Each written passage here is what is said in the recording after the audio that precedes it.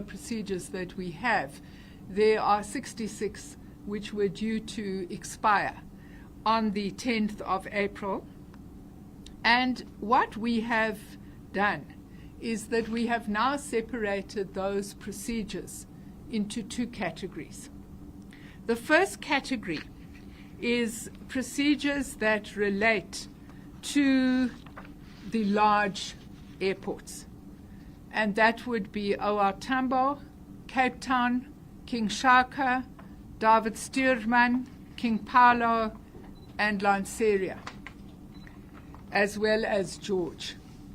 So that is the first category, and there are 35 flight procedures that are covered in that category, and we don't think that these will all be ready by the 8th of April, and so we are submitting to the Civil Aviation Authority an application to give a limited extension on the alternative means of compliance for these 35 priority procedures. And the intention of doing that is to ensure that we can continue to use instrument procedures that are currently being flown for these airports. And then what we would need to do is that with regard to the other airports, which is Polokwane, Richards Bay, Uppington, Mangaung or Bloemfontein, Umtata, and Kruger, we would then need to apply for a longer-term alternative means of compliance so that we can ensure that we submit these flight procedures by later in April and in May. Obviously, the meeting with the Civil Aviation Authority takes place tomorrow. We have a full chart which we have developed for them with every one of these procedures laid out where it is, when we expect to be able to submit the relevant information. And of course, I don't want to speculate on the decision that the regulator would make, because obviously that is an independent body. But our priority is to make sure that the major network airports are able to function, even if we land up with a plan B on the smaller airports while we are busy submitting these flight procedures to the public. Let me say to you that the acting Chief Executive Officer is fully on board with these plans. To support him in the important work that he has to do, the 4 work streams continue. And what we've agreed with the board is that as a temporary measure, we will also base the intervention team full-time in ATNS, starting from, in fact, it began last week. And the idea is that we should be prioritizing this work and This groundbreaking AI model transforms your simple product photos into stunning, high-quality product videos in a matter of seconds. Such video shoots used to take weeks and cost thousands of dollars per video. Now they're accessible to everyone, and what you can come up with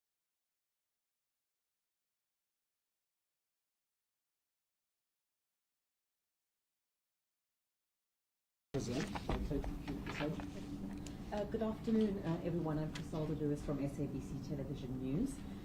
Minister, perhaps an update on the suspension of the Chief Executive Officer.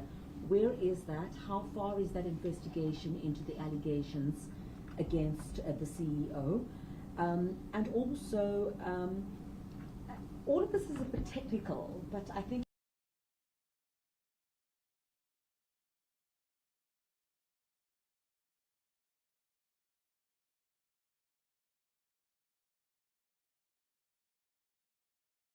flights. I want to know, as a South African, are we going to be able to travel well, safe, and on time? What does all of this mean about King Shaka and other big airports being prioritized, and Umtata and everyone else that's taking a bit longer? What does all of that mean in less technical terms? Thank you. Heidi? It's Heidi Jockas from ENCA. Minister, I just want to get your sense, maybe we could also get a sense from the advocates in terms of how this wasn't picked up. So it's literally been left to crisis stage, where you now have a situation where you have to go to the Civil Aviation Authority and ask for a limited extension, which might not even be granted. But this could have, do you think this could have been prevented? Who dropped the ball in picking up these challenges? And then also, isn't it a bit of a concern that the 13, I think you said 13 additional people that will be added on will only start being operational from November? Isn't that too long of a wait? Is there no other option to try and get people on sooner? And then maybe just on the point of what Griselda asked, what does this mean for flights beyond the 8th of April should you not get your extension from the Aviation Authority? Thank you. Another question? Okay, Minister. So I think let's start with the question of what does it mean to the passenger. And really the whole purpose of having flight procedures is so that planes are able to fly on instruments during bad weather. So if we land up in the worst case scenario where we don't have any extension, planes will be able to fly, but they will not be able to fly on instruments in bad weather. And I think what we all understand is that while pilots are extremely skilled and go through, is it hundreds or thousands of hours of training? Thousands of hours of training. The whole reason that technology has developed is so that we can enhance air safety. And I think that at all times, the Civil Aviation Authority, ATNS, and myself as the Minister responsible for transport want to prioritize safety. I think that is the most important issue. None of us like to be delayed. None of us like to be late. I'm a person who often has to catch 3 or 4 aircraft a week, and I don't like being late. But I'm also aware that the most important issue is safety. So we are working to ensure that we will be able to continue to fly on instruments to the big airports. If we land up with a situation, worst case scenario, it may mean that in bad weather, flights will be delayed to smaller airports. Nobody wants that, and nobody wants that inconvenience, but I'm sure we are all agreed that safety is the most important priority. Heidi, we have been working on these procedures. I think I was 2 weeks old in the job when Advocate Majavu phoned me on a Sunday morning and started explaining to me about flight procedures. And we have worked together with the ATNS management team. We've had a meeting every 2 weeks since July. I think the complexity that we have found is that the way in which the submissions to the Civil Aviation Authority have been done have been what I can call a tick box exercise. So we were told that these flight procedures have been submitted. But a flight procedure is not considered submitted by the Civil Aviation Authority until the charts are submitted. And just on these 61 that I'm talking about, there are 177 charts that have to be concluded. They're not all outstanding. But the two of us have done cross-checking, but unfortunately what we found is that the information that we were receiving from ATNS was not accurate.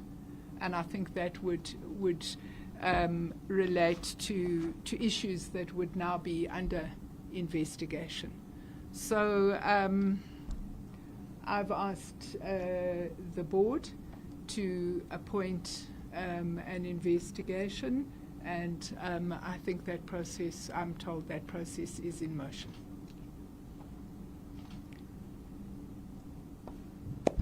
The 13th? The The 13th 13th. by November. Oh, yes. Look, what we have done is we've gone back to find people who have left ATNS, who are working elsewhere in the world, who are highly skilled, because the positions that we want to fill are not junior positions. So when you re-establish the pipeline, you will be bringing junior people into the system, and that is obviously important because South Africans in the air traffic navigation space and in the flight procedure space are highly sought after by the aviation sector across the world. Now, when they come back, they have to sit an first of all, they because they are very senior, they have to give notice with their current employers. Secondly, when they come back, they have to sit an exam, and then there is the validation period. The validation period is, we can call it on-the-job training. So the warm bodies will be working in the system from August, but they will not be operating independently. We would love to do it quicker, and I think that we have looked at every which way, but you would understand that the personnel that, for example, are in the control tower at OR Tambo, you don't find people like that strolling around on the street. And when you bring them back, even if they have been working in very sophisticated environments in other areas, they've got to come back and be valid on these very flight procedures that are hampering the situation, because you would want to know that they are working on the correct procedures for the correct airport with the correct aircraft. Minister? Yes, please, Just Ansel. as a follow-up, the irony is some of these people are actually our own. We trade them as a country. We lost them to Qatar during the World Cup. I lost 16 in December to the UAE. And now having to get them back, you pay premium. And then when they come back, in terms of the established regulations, you don't just put them on a seat. They have to undergo a validation period with prescribed timelines, and those timelines are not very flexible. So that's why they are only seat ready in November, even though we had contracted them much earlier. The same goes for the flight procedure designers. They go through the same validation process. For air traffic controllers to be fit enough to sit in a tower like OR Tambo, you need your very, very senior people. And those are the people that get poached by the Australians, by the UAE, and everybody else. The Americans are now also trying to steal from us. We have to now go back and get everyone back. So it's not a simple process. It's not as if we just woke up 2 months ago. The minister was luckier in that she got baptized in fire in August or so. We had been dealing with this prior to that, and it is unfortunate that we ended up in a situation where we are competing for scarce resources. So I just wanted to set the record straight. Was the ball dropped? Of course the ball was dropped much earlier than our term, but we accept that we step into those shoes, but efforts had been in place. Just to give you an idea, we contracted a company on the 26th of September last year, went through all the processes, and when we brought them into the country, they failed the validation by the civil aviation. So we couldn't risk using their expertise only for the work that they produced to be rejected. Then we had to start the process again. And we are also vying for the same resources with the regulator as well. You know, because these types of skills are very scarce resources all over the world. We can't compete with oil money, and this is why we're doing the best that we can under the circumstances. On the part of the impact, I think the minister answered it well. It does not mean that you can't fly. I happen to be a pilot myself, so I have a little bit of understanding. It's all about using technology to ease the pressure on pilots and to ensure safety. But absent the procedures, you can still be able to fly in safely, but it's a bit risky. It's a bit complicated, yeah. And that's the honest truth. Yes, One more advocate. question. It's a follow-up. Yeah. Okay. Sorry, I just saw here in my notes that so you've obviously lost a lot of people, like you've just mentioned. Could you tell me what the shortage is? Like how many you currently have and how many you need? We'll give you that information in writing. Okay. We haven't got it here at the moment. Okay. But I think what Advocate Majabu has indicated is that these resources are in international demand. So you would understand that big airports across the world are eager to have South African skilled personnel because we have a good airline safety record in our country, and our staff are considered to be excellently trained. And as Advocate Majabu says, we can't pay as a developing country what some of the developed countries would be able to pay. And that's why re-establishing the pipeline is very important. This is not the first time that we faced this situation. There was a time during the late 90s, early 2000s, where there was a lot of personnel that were that went to greener pastures. And at that point, a very strong pipeline was established, and that pipeline has carried us through. Unfortunately, the current pipeline is not robust enough to deal with the scale of the appetite internationally. You know, what happened during COVID was a lot of personnel were laid off. And what you've had is a massive uptake in the aviation industry particularly in the last year. So what's happened is that sectors that would have been understaffed have suddenly, because of the resurgence in aviation, needed personnel. And as I say, our personnel are extremely well respected, and unfortunately they're human beings. A good offer is a good offer. Okay. Thanks. Maybe just before we come back to the room, can you take questions from outside online? Yes, Mr. Naren. There's a question from online coming from Lyndon Ben, who is with Flame Talking. And the question says whether once you find out if the minister is in discussion with the Minister of Defense over the South African Air Force and Navy inability to provide equipment necessary for maritime and long-range offshore search and rescue missions as envisaged under the various bilateral and multilateral treaties South Africa has signed with other countries and its obligations with ICAO and the IMO through the search and rescue, South African search and rescue. The Minister of Defence has not approached me on this matter. Okay. Any other questions, Nara? Okay. Online? We are done. Online. This is the one online question. Okay, Krishna?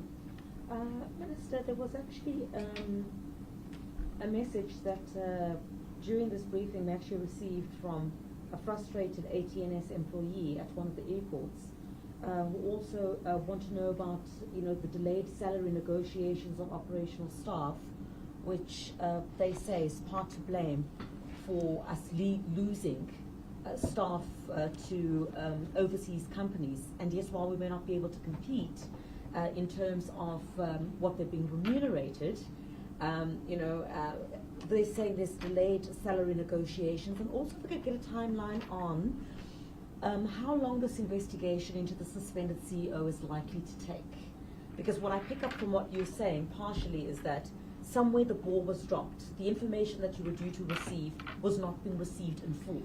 So who is the head of that?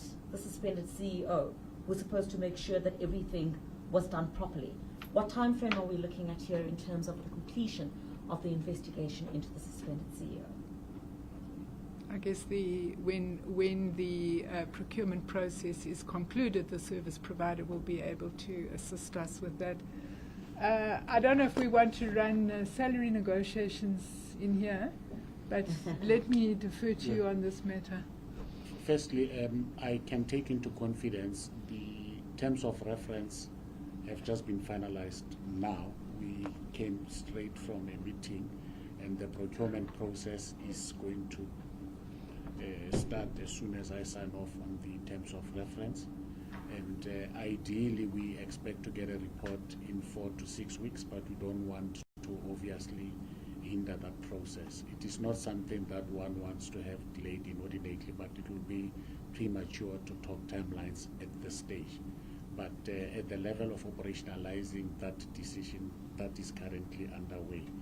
The issue of the delay in the salary negotiations is not entirely accurate how the proposition was put to you. You negotiate at certain predetermined cycles. We are going into the next negotiation cycle now. But the difficulty here is, and what I think the person is referring to, in an attempt to deal with the attraction and retention of scarce resources, in November last year, we as a board approved a package that we are hoping to use to incentivize those that are currently within the establishment to stay, and also to attract those who had left. That was done. Now, other categories within the ATNS family are also saying, if you could do this for the ATCs, what about us? And those kinds of discussions are ongoing with the unions. And I'm not at liberty to discuss that much at the moment, but what we have done was, yes, we did categorize scarce skill, and they were given a particular dispensation. And others who felt left out are now aggrieved by that. In fact, the unions have also sent me a text about it, and we will deal with that in the normal negotiation cycle. So there's no delay. There's no way that labor would accept a delay on the salaries. It happens nationwide, and it is part of our cycle. Okay. Go ahead. Minister Zona Shalana from Newsroom Africa. Given the years that the entity has been in existence for, would you say that we are meeting the global standards? And also, if we're not, how far are we from getting to that point?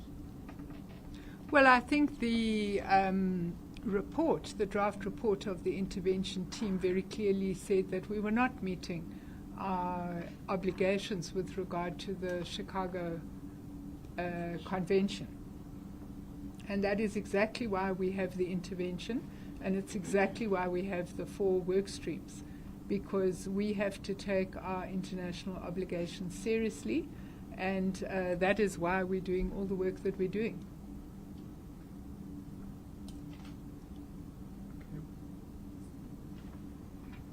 Any other questions, colleagues? Heidi? Priscilla? Yes, sorry, just perhaps I heard you, I'm just trying to be sure, Advocate, that I heard you well. You said a report in the next 4 to 6 weeks pertaining to the investigation regarding the CEO. You're likely to receive that in the next 4 to 6 weeks. Thank you very much. I just wanted to be, just for accurate reporting purposes. That's fair enough. Obviously, if we receive it earlier, that will be hallelujah. But in terms of the timelines, that is the lead time, because we thought that it would be realistic. If whoever gets appointed feels that they need additional time, they will motivate, and depending on the reasoning for that, we might extend or we might even shorten the timeline. Okay. Any other further questions? Naren? Okay. Heidi? Have we paralyzed you? Thank you very much. Thank you so much, Thank you. colleagues. Thanks.